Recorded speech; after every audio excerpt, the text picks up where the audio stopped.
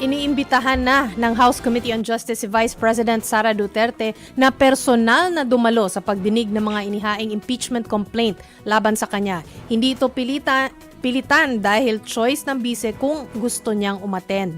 Ayon sa isa sa mga legal counsel ng Vice Presidente na si Attorney Michael Poa, hindi pa nila napag-uusapan kung dadalo si VP Sara. Pinag-aaralan pa raw kasi nila kung makakabuti o hindi ang pagpunta ng bise.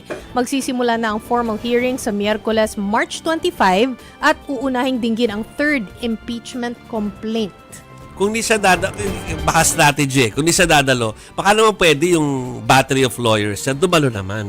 Oo. No, I mean, 16. lalo na sinasabi ni Attorney Michael Poa sa atin nung nagpupunta pa siya dito sa atin prior to itong mga weeks na ito, no, ay handa naman na sila parang nung last year pa eh.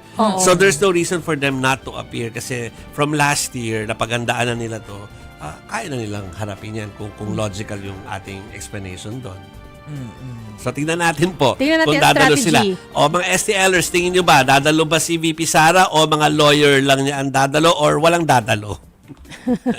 Lagay nyo lang po Prerogative dyan naman yan sa eh. ating comment section, mga kapatid. Okay, dito tayo sa kayo naman pinagsunod nyo. So, DepEd ba itong susunod? Oo, DepEd. O yan yung hinawakan ng Ng vice dati, presidente oo. na ngayon ay parte dun sa mga impeachment articles of Yeah. impeachment.